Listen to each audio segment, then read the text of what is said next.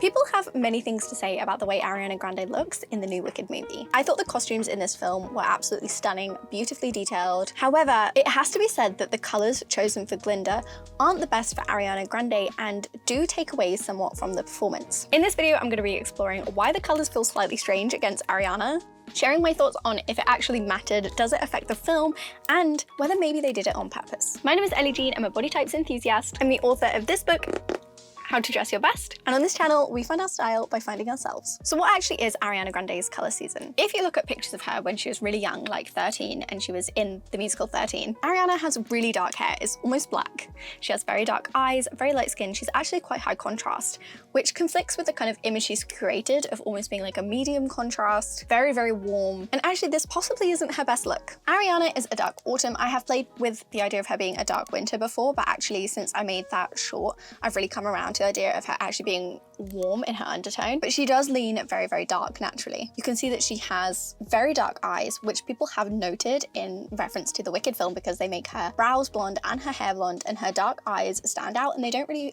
melt into this image. The colours in Wicked are soft, they are delicate. They're supposed to represent Glinda's kind of girly personality. Being blonde is such a big part of the character. And people have noted that Ariana almost looks sick in this film, and it's partly because of the colours. These colours are often grey, very pale pink, which go with the idea of blonde because these are great light summer colours. However, they don't actually match the depth to Ariana's features, and so she looks really strange in them. For example, my favourite dress in the film is the one near the end where it's the pale pink dress with the stiff collar and the flared skirt. I think this dress is stunning. I was absolutely dying in the cinema watching this. I just want that dress. And then I realised I have one really, really similar, but it doesn't make her pop. Now, does it actually matter if these colours don't suit Glinda?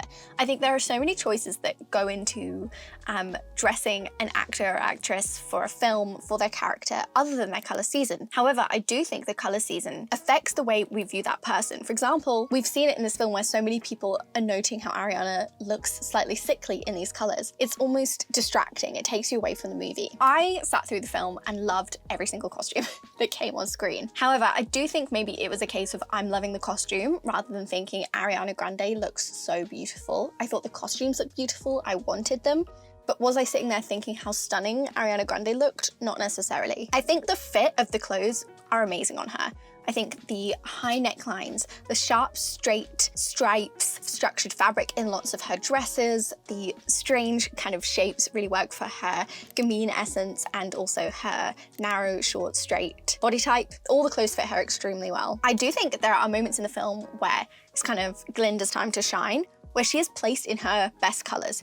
For example, during Popular, she is wearing a much deeper shade of pink, a much warmer shade of pink, and so our attention is much more drawn to her during those moments. I also think the flower dress that she wears to the Ozdas ball is, again, perfect colours for Ariana. She looks really, really stunning in it, and she gets much more of a moment, and that is a moment for Glinda where she comes to accept Elphaba. I think that the pale colours that she's in do make sense in context.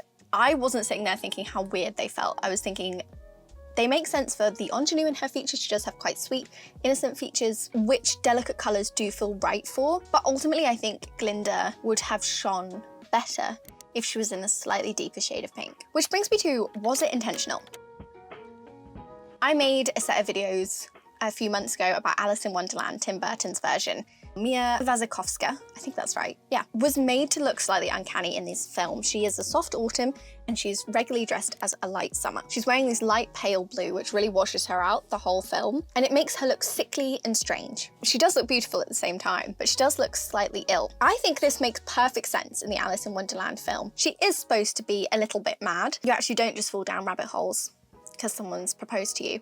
So there is a sense of madness going on here. She maybe is sick. That could be what's going on here. Also, Tim Burton's interpretation of Wonderland is this very strange, uncanny world. It's really quite a dark place, and that fits with obviously the rest of his films. And so again, her looking a little bit sickly makes sense here. So perhaps putting her out of her colour season makes sense. I could go on to a whole ramble about the choice of blue in Alice in Wonderland. Obviously the original Alice is in blue, but there are different shades of blue. And also she wouldn't have to be in blue. Like in the second film, she's often not in blue. It's a great way to obviously make the character make sense. But he didn't have to do that. And the fact that he did is obviously an important choice. It's a choice that makes sense, but it is a choice. So he could have gone with a shade which made a little bit more sense to her, but still felt kind of Alice, still felt a bit Wonderland, but he doesn't. And the reason that makes sense in Alice in Wonderland is because there are other characters in Alice who also have this kind of sickly appearance. The White Queen in Alice in Wonderland, who's played by Les Mis Princess Diaries woman who I love, Anne Hathaway.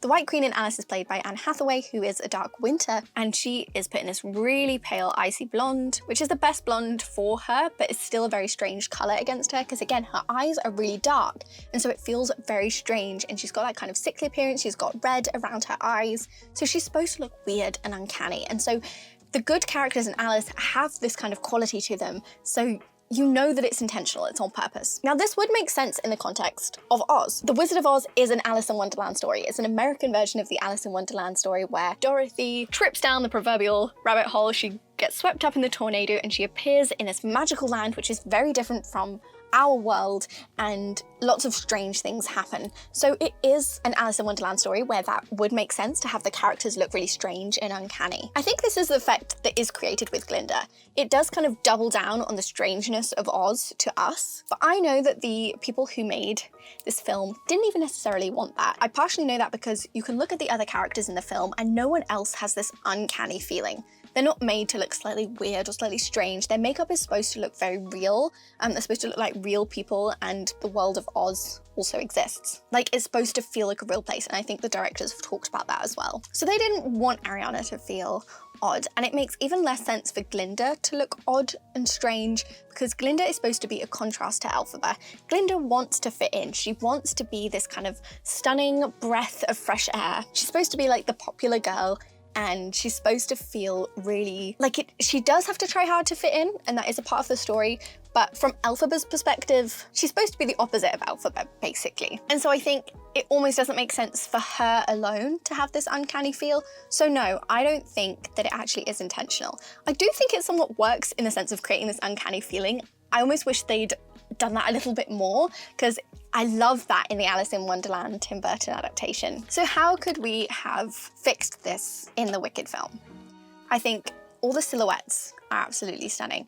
I think if they just made the colours a couple of shades deeper, added a bit more warmth, just like the dress in Popular and the dress in the Oz Dust scene, if they'd have brought those colours more into Glinda's wardrobe, replaced the greys with kind of more of like something a little bit warmer, it would have made much more sense for her. I do also think, this is a last thought that I didn't have scripted, that they didn't want her to feel like Ariana Grande. They wanted her to feel like Glinda. And Ariana Grande is so famous as this pop singer that actually they've tried really hard to not make her look her typical kind of beautiful.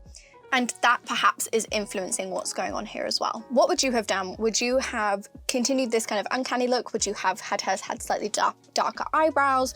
Would you have had her be completely honey blonde, or would you have added some dimension to the look? Or is it important that Glinda is that typical blonde? Do you think that they could have added more warmth into the costumes? Do you think they work as they are? Do you think it was intentional? Let me know in the comments. I would love to hear your thoughts. Thank you so much for watching. I will see you next time.